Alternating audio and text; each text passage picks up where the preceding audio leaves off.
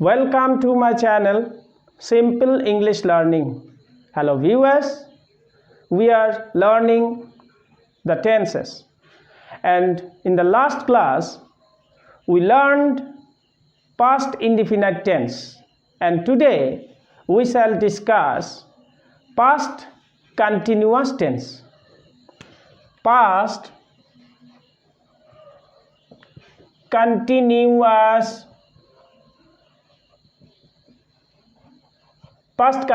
Tense মানে কি ঘটমান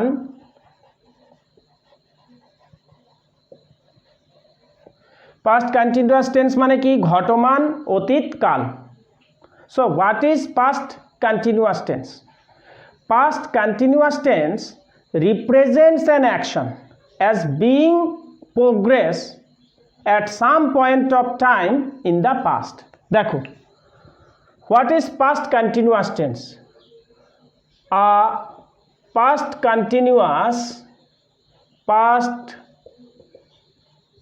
continuous tense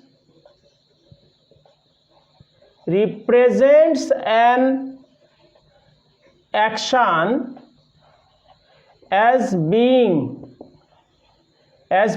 progress at some point of time in the past. খুব সুন্দর দেখো a past continuous tense represents একটি past continuous tense আমাদের বোঝায় কি বোঝায় an action একটা কাজ as being progress যেটা চলিতেছিল at some point of time in the past অতীতকালের কোনো ঘটনা চলিতেছিল বোঝায় তাহলে কাকে বলে অতীতকালে যখন কোনো কাজ আরম্ভ হয়েছিল এবং অতীতকালেই আবার চলিতেছিল তাকেই বলা হয় পাস্ট কন্টিনিউয়াস টেন্স বা ঘটমান অতীতকাল তাহলে কি হলো অতীতকালে যখন কোনো কাজ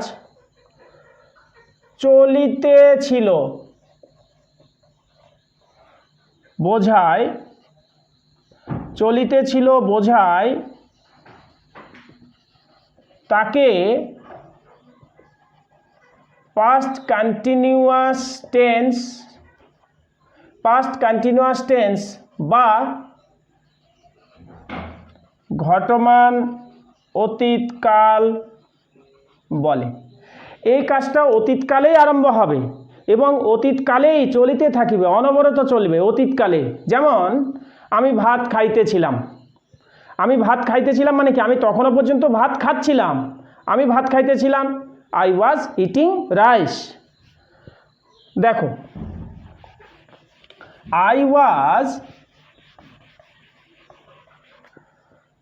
I was eating rice মানে কি আমি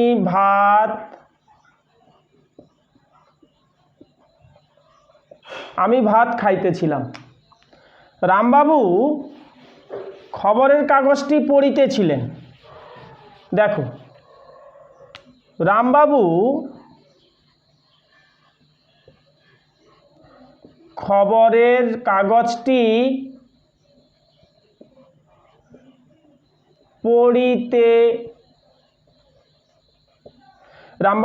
কাগজটি পড়িতেছিলেন কি হবে রামবাবু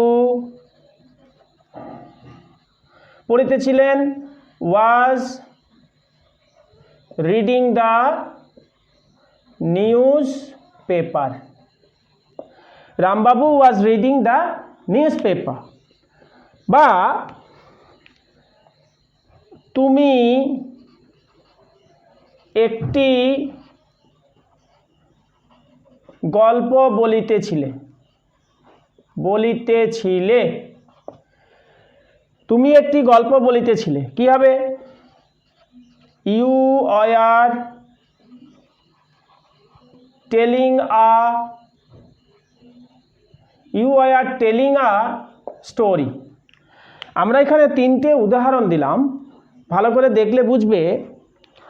আমি ভাত খাইতেছিলাম, I was eating rice. Rambabu খবরের কাগজটি পড়িতেছিলেন, Rambabu was reading the news paper. তুমি একটি গল্প বলিতেছিলে, you are telling a story. এখানে যদি আমরা ভালো করে লক্ষ্য করি তাহলে দেখব অতীতকালে কোনো কাজ হচ্ছিল, চলিতেছিল। যেমন ধরো মুষলধারে বৃষ্টি হচ্ছিল, ইংরেজি কী হবে? It was raining cats and dogs. এটা লিখি, উদাহরণটা দেখো, সুন্দর উদাহরণ। কি? মুষলধারে বৃষ্টি হচ্ছিল, এটা কি হবে? It was raining cats and dogs. Cats and dogs মানে হচ্ছে মুষলধারে, বুঝতে পেরেছো? ক্যাটস অ্যান্ড ডগস মানে হচ্ছে মুষলধারে, মুষলধারে বৃষ্টি হচ্ছিল, it was raining cats and dogs. আচ্ছা, এরপরে আমরা এই উদাহরণগুলো দেখার পর আমরা কয়েকটা জিনিস যদি খেয়াল করি, বাক্যস্থিত যে বাংলার ক্রিয়াপদ রয়েছে সেখানে কি রয়েছে দেখো। আমরা গঠন, স্ট্রাকচার,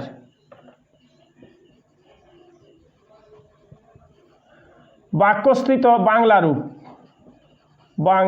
রূপ, বাক্যস্থিত ক্রিয়ার শেষে কি থাকবে? তে ছিলাম, তে ছিলে, তে ছিল।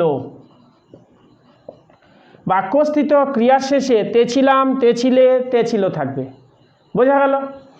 আবার এবার গঠনটা কি হবে? ইংরেজি subject plus was were plus main verb plus ING plus object.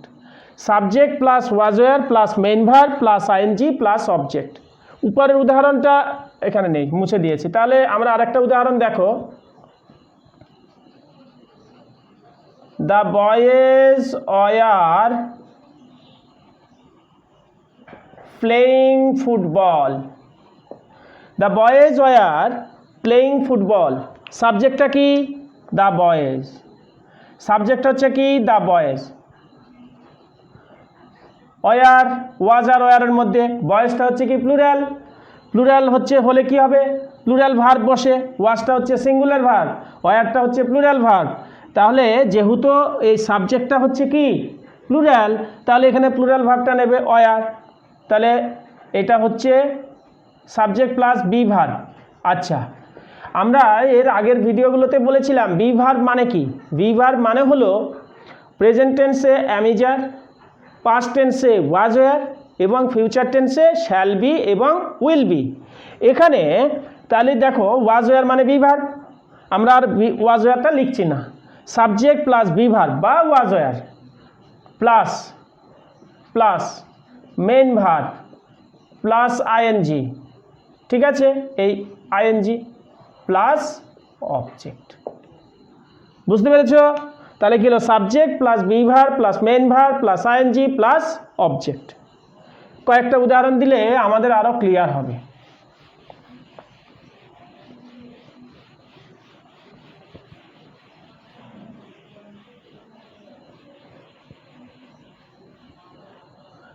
He was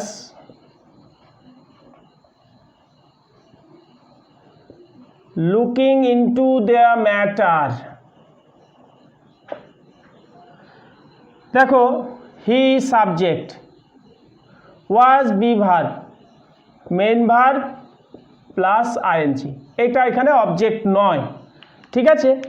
কিন্তু লুকিং ইনটু মানে he was looking into the matter, তিনি ব্যাপারটি দেখভাল করছেন। দ্য ম্যাটারটা হচ্ছে এখানে অবজেক্ট, বুঝতে পেরেছ? দ্য হেডমাস্টার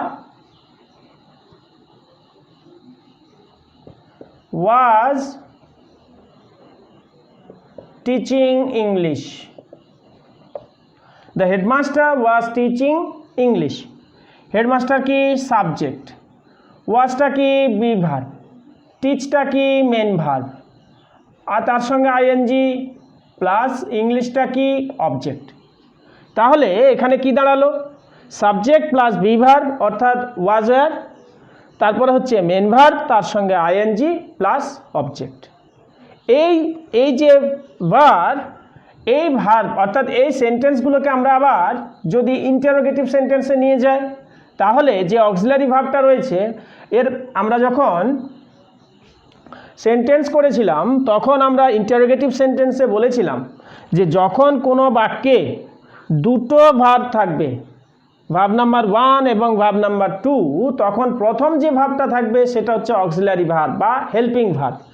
এখানে দেখো ওয়াজটা হচ্ছে অক্সিলারি ভার্ব, টিচটা হচ্ছে মেন ভার্ব, তাহলে অক্সিলারি ভার্বটা সামনে নিয়ে আসতে হয়। তাহলে এটা যদি আমরা প্রশ্নবোধক করি কি হবে, was the headmaster teaching English, was the headmaster teaching English। আবার দেখো এইটাকে যদি আমরা প্রশ্নবোধক করি কি হবে, was he looking into the matter, was he looking into the matter। নেগেটিভকে যদি আমরা করতাম কি হতো, দেখো he was not reading a story, he was not reading a story book। তাহলে এইটাকে আমরা যদি প্রশ্নবোধক করি কি হবে, was। দেখো হিটা হচ্ছে কি প্রোনাউন, তো যখন প্রোনাউন বসবে তখন কিন্তু নটটা প্রোনাউনের পরে বসে, নাউন হলে প্রোনাউনের আগে বসে। তাহলে was he not reading a story book, was he not reading a story book। কিন্তু এখানে যদি রাম হতো, রামটা কি নাউন, তাহলে নটটা আগে বসতো, তাহলে কি হতো, যেমন ধরো এটা যদি থাকতো যে Ram was not reading a story book, তাহলে কি হতো, ওয়াজ নট, এখানে দেখো ওয়াজ হি, আর রামের বেলা কি হচ্ছে, ওয়াজ রাম নট নয়, ওয়াজ নট রাম। এইবার যদি কন্ট্রাক্টেড ফর্ম হয় নাউনের ক্ষেত্রেও আগে বসবে আর প্রোনাউনের ক্ষেত্রেও আগে বসবে। যেমন ধরো এইটাকে যদি আমরা করতাম তাহলে কি হতো, wasn't he reading a story book, বা wasn't Ram reading a story book। দেখো দুটোর পার্থক্য, এইগুলাকে বলা হয় কন্ট্রাক্টেড ফর্ম, এগুলাকে বলা হয় কন্ট্রাক্টেড ফর্ম। wasn't মানে was not, wasn't he reading a story book, এই যখনই আমরা প্রোনাউন বসবে, যখন কন্ট্রাক্টেড ফর্ম হবে নটটা কিন্তু সামনে চলে আসবে, কিন্তু যদি কন্ট্রাক্টেড ফর্ম না হয়ে আলাদা আলাদা বসবে তখন কিন্তু প্রশ্নবোধক করার সময় নটটা প্রোনাউনের পরে বসবে।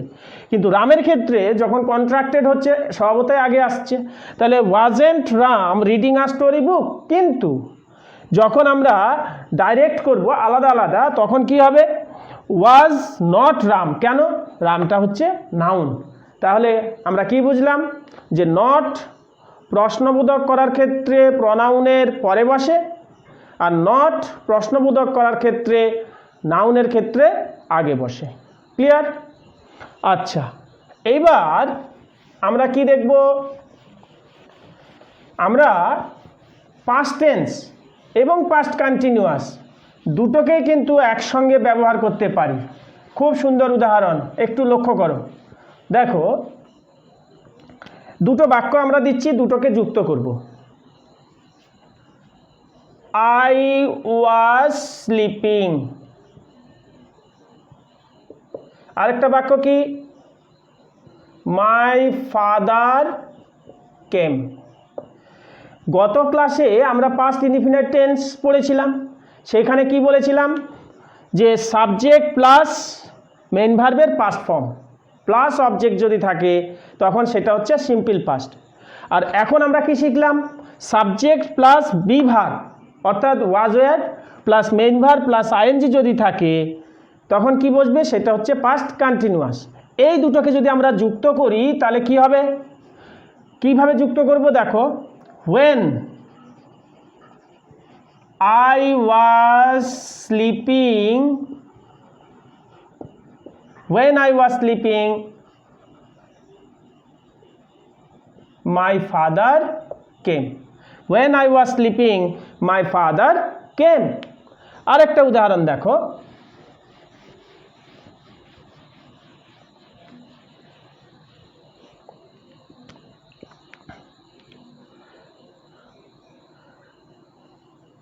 the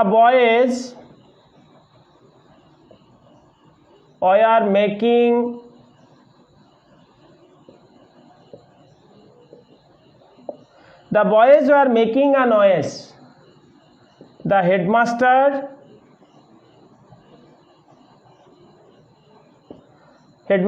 came. The boys were making a noise. The headmaster came. তাহলে এখানে এটা হচ্ছে কি, এটা হচ্ছে পাস্ট কন্টিনিউয়াস, এটা হচ্ছে কি পাস্ট ইনডিফিনাইট। আমরা যুক্ত করলে কি হবে, এখানে আমরা এইটাকে প্রথমেও লিখতে পারি পরেও লিখতে পারি। যদি আমরা প্রথমে লিখি এটাকে তাহলে কি হবে, when the boys were making a noise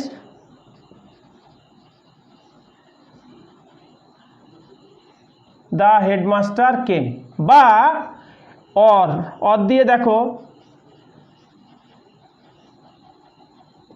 the headmaster came when the boys were making a noise. দেখেছো, পাস্ট ইনডিফিনিট টেন্সকে আমরা আগেও লিখতে পারি পরেও লিখতে পারি, আবার প্রেজেন্ট পাস্ট কন্টিনিউয়াস টেন্সকে আমরা আগেও লিখতে পারি আবার পরেও লিখতে পারি। বোঝা গেল?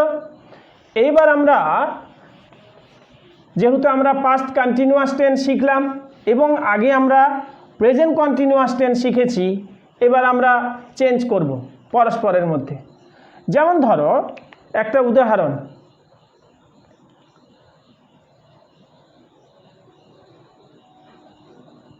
রামবাবু ওয়াজ, ধরো এটা পাস্ট কন্টিনিউয়াস থেকে প্রেজেন্ট কন্টিনিউয়াসে নিয়ে আসবো।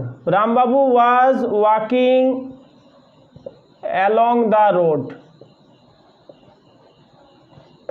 Rambabu was walking along the road, এইটাকে আমরা কি করব, এটা হচ্ছে কি পাস্ট কন্টিনিউয়াস, আর এটাকে যখন আমরা প্রেজেন্ট কন্টিনিউয়াসে নিয়ে আসবো কি হবে, Rambabu is walking along the, Rambabu is walking along the road. আচ্ছা, এবার দেখো Sabina was flying a kite. Sabina was flying a kite, এটাকে প্রেজেন্ট টেন্সে নিয়ে আসলে কি হবে, Sabina is flying a kite. বোঝা গেল? যেমন ধরো আকবর, এইবার আমি উল্টোটা দিচ্ছি, Akbar is sleeping on bed.